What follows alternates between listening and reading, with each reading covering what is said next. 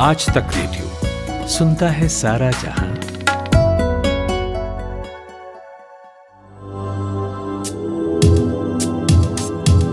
नमस्कार, ये है आज तक रेडियो।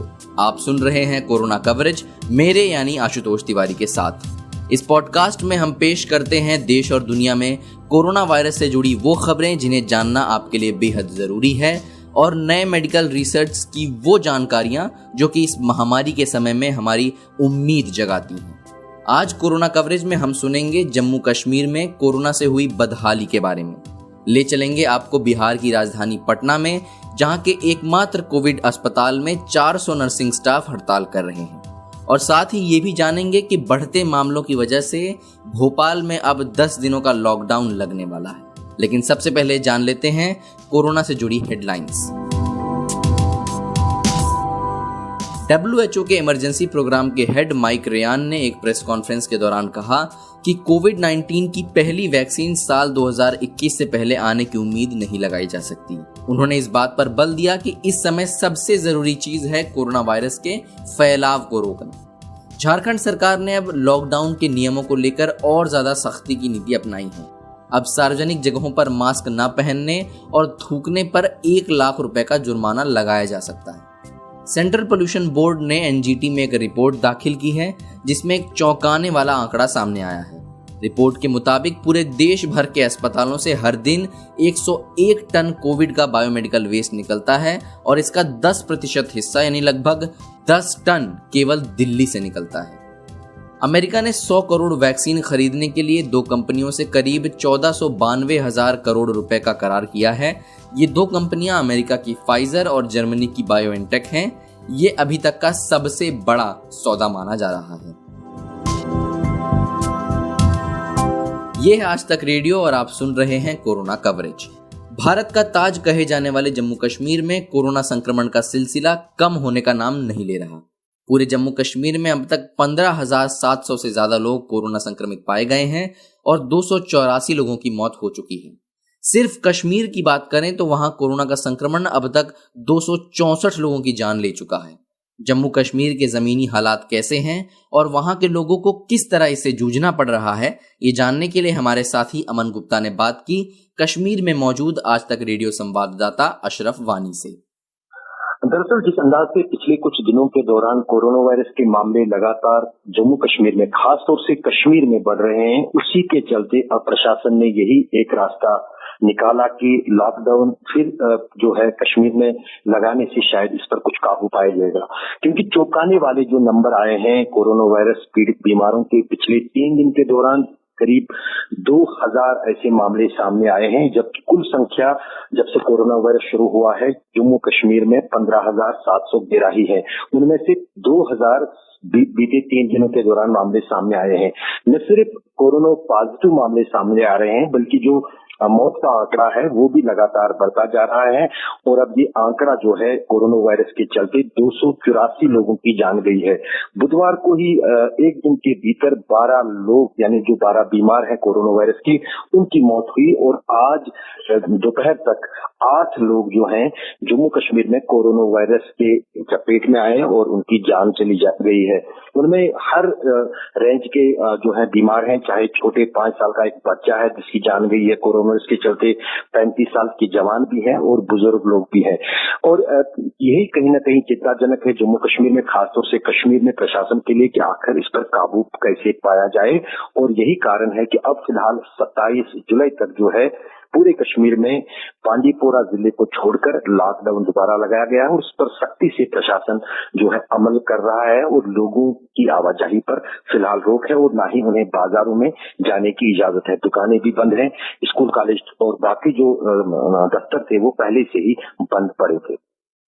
जी, तो एक सवाल मेरा ये है, अभी एक रिपोर्ट आई है जिसमें कुछ मीडिया रिपोर्ट्स में ऐसा दावा किया गया है कि जम्मू कश्मीर की टेस्टिंग पे सवाल उठाया जा रहा है। वहां पे कुछ 15 मजदूर आए थे, क्वारंटीन सेंटर में उनको ले जाया गया, जहां पे उनकी दूसरी रिपोर्ट आने से पहले ही उनको छोड़ दिया गया, जिसमें से बाकी 12 मजदूर जो है वो पॉजिटिव आ गए।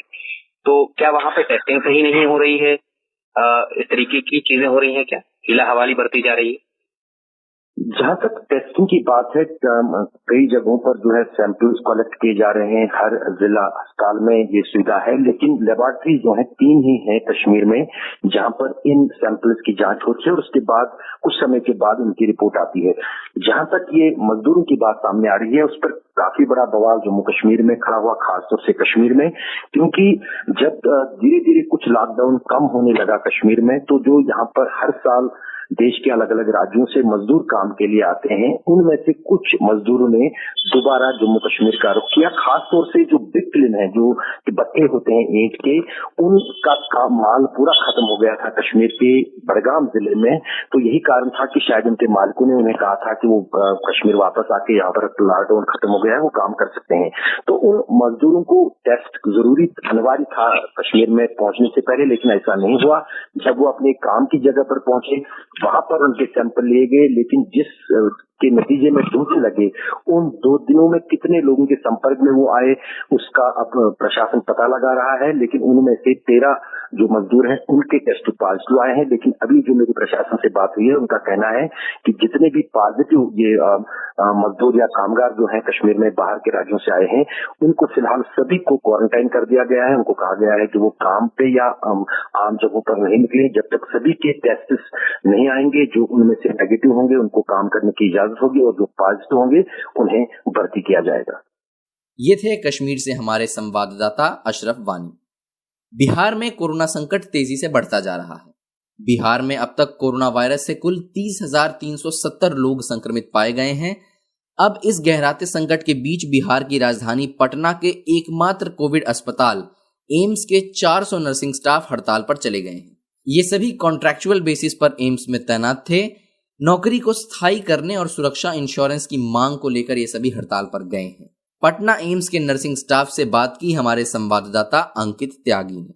ये जो पूरा नर्सिंग स्टाफ है इस समय अस्पताल के अंदर होना चाहिए, क्योंकि ये कोविड डेडिकेटेड अस्पताल है और यहाँ पर बहुत सारे वीवीआईपी पेशेंट भी हैं, लेकिन ये सब लोग बाहर हैं। यहाँ पर हड़ताल की स्थिति है। आपको जल्दी सुनाता हूँ कि क्यों हड़ताल पर हैं यहाँ का जो नर्सिंग स्टाफ है, क्यों आप लोग बाहर खड़े हुए हैं और हड़ताल किस वजह से करी आप लोग?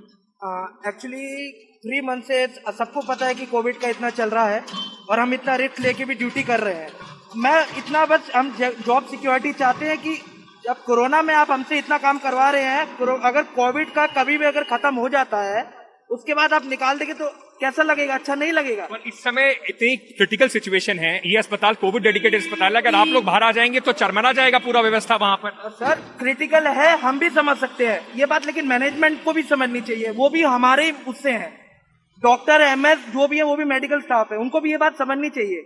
हम इतना रिस्क लेके कर रहे हैं, हम घर जाते हैं, क्वारंटाइन हो जाए, हमारे को फैमिली को कुछ हो जाए तो क्या होगा? इनकी अपनी समस्याएं हैं साथ ही साथ, लेकिन इसका असर जो यहाँ पर जो पूरा हॉस्पिटल है उसके ऊपर जरूर पड़ेगा। और जिस तरीके से लोग इस स्ट्राइक पर खड़े हुए हैं, जिस तरीके से सब सोशल डिस्टेंसिंग का पालन नहीं हो रहा है, ये एक बड़ी चुनौती भी बनती जा रही है यहाँ पर लोगों के लिए, क्योंकि आसपास भी कोरोना फैल सकता। तो यहाँ पर जो एम्स का प्रशासन है वो बात करने की कोशिश कर रहा है नर्सिंग स्टाफ से, उनको मनाने के लिए। कुछ उनकी मांगों को माना भी गया है, कुछ बताया भी गया, लेकिन उसके बाद भी अभी भी जो सिचुएशन है वो जस की तस बनी हुई है। जो कॉन्ट्रैक्चुअल नर्सिंग स्टाफ है उसके 80% उसके जो लोग हैं नर्सिंग में, उनके ऊपर डिपेंड करता है पूरा ये जो कोरोना का पूरा यहाँ पे ड्यूटीज जो हैं, और उनके बाहर आने से बहुत बड़ी समस्या यहाँ पर खड़ी हो जाएगी। अभी थोड़ी देर पहले अनाउंसमेंट हुआ और उनको बताया गया कि कुछ आपकी मांगे मानी गई हैं, उसके बाद भी जो यहाँ पर स्थिति है वो जस की तस बनी हुई है। ये थे हमारे संवाददाता अंकित त्यागी। अब बात करते हैं मध्य भारत की। छत्तीसगढ़ सरकार ने संक्रमण प्रभावित जिलों में फिर से 1 हफ्ते का लॉकडाउन लगा दिया है। इस कारण प्रदेश के सभी बड़े शहर जैसे राजधानी रायपुर, दुर्ग, भिलाई और कोरबा पूरी तरह से बंद हैं। इस बीच मध्य प्रदेश की राजधानी भोपाल में बीते 24 घंटों में रिकॉर्ड 196 कोरोना पॉजिटिव मिलने के कारण 10 दिन का लॉकडाउन लगाने का फैसला लिया गया है। ये लॉकडाउन 24 जुलाई की रात 8 बजे से शुरू होगा और 4 अगस्त की सुबह तक लागू रहेगा। इस लॉकडाउन के कारण भोपाल शहर बकरीद और रक्षाबंधन का त्योहार लॉकडाउन में ही मनाएगा। भोपाल में लग रहे लॉकडाउन पर ज्यादा जानकारी दे रहे हैं हमारे संवाददाता रवीश पाल सिंह। जी बिल्कुल, ये एक बड़ा फैसला है, खासतौर से अगर भोपाल के लिए देखा जाए तो, क्योंकि लगातार संक्रमण बढ़ने की वजह से ये माना जा रहा था कि भोपाल में सख्ती की जा सकती है। और जिस तरीके से 2 दिनों के लिए लोकल लॉकडाउन एक तरीके से लगाया गया था भोपाल के कई इलाकों में, उसको अब हटाते हुए 24 तारीख की शाम से अगले 10 दिनों के लिए सख्त लॉकडाउन जो है, कंप्लीट लॉकडाउन जो है, उसे लगाने की घोषणा कर दी गई है शिवराज सरकार की तरफ से। दरअसल भोपाल में अनलॉक के जो 2 चरण रहे हैं उसमें कोरोना का संक्रमण तेजी से फैला है और जो समीक्षा बैठक की गई थी मुख्यमंत्री शिवराज सिंह चौहान, गृह मंत्री नरोत्तम मिश्रा और स्वास्थ्य मंत्री डॉक्टर प्रभुराम चौधरी के साथ, जो स्वास्थ्य विभाग के तमाम आला अधिकारी थे उनके साथ, तो उस समीक्षा बैठक में ये बात निकल के सामने आई है कि रिकवरी रेट जो है वो भी तेजी से गिरी है अनलॉक के चरण शुरू होने के बाद, और दूसरी तरफ कोरोना का संक्रमण जो है वो तेजी से बढ़ा है, लोगों की मौत भी हुई है। और भोपाल की जब बात करते हैं तो मध्य प्रदेश में फिलहाल एक नया हॉटस्पॉट जो है वो भोपाल बनता हुआ दिख रहा है, जहां पे रोजाना 100 से ज्यादा मामले सामने आ रहे हैं। 144 लोगों की अब तक मौत हो चुकी है, 4600 से ज्यादा मामले सामने आ चुके हैं। और इसलिए इस समीक्षा बैठक में ये बात निकल के सामने आई थी कि अगर संक्रमण की इस चेन को तोड़ना है तो एक बार फिर से सख्ती करनी ही होगी, क्योंकि अनलॉक में लोग बाहर भी निकल रहे हैं, जिसके चलते ना सोशल डिस्टेंसिंग का पालन हो रहा है, ना लोग मास्क पहन रहे हैं, और इसलिए संक्रमण फैल रहा है। और आखिरकार इसी पर ध्यान देते हुए सरकार ने ये बड़ा फैसला फिलहाल ले लिया है। 24 जुलाई से लेकर 3 अगस्त तक भोपाल में सख्त लॉकडाउन होगा। केवल जरूरी सेवाएं जो हैं वही खुलेंगी, बाकी सभी चीजों पे प्रतिबंध रहेगा अगले 10 दिनों के लिए। ये थे भोपाल से हमारे संवाददाता रवीश पाल सिंह। अब बात कर लेते हैं कोरोना नंबर्स की। भारत में पिछले 24 घंटों में कोरोना के 45,000 नए मामले सामने आए हैं। इससे भारत में कुल कोरोना संक्रमितों की संख्या बढ़कर 12,38,635 हो गई है। कोरोना से अब तक भारत में 29,861 लोगों की मौत हो चुकी है। पूरी दुनिया में अब तक कुल 1,51,77,530 लोग कोरोना से संक्रमित हो चुके हैं, तो वहीं 6,22,183 लोगों की मौत हो चुकी है। तो आज के कोरोना कवरेज में फिलहाल इतना ही। आप अपना फीडबैक हमें भेज सकते हैं। हमारा पता है radio@aajtak.com। कोरोना कवरेज में कल फिर मुलाकात होगी। तब तक के लिए मुझे यानी आशुतोष तिवारी को दीजिए इजाजत। अपना और अपने परिवार का बेहद ख्याल रखें। नमस्कार।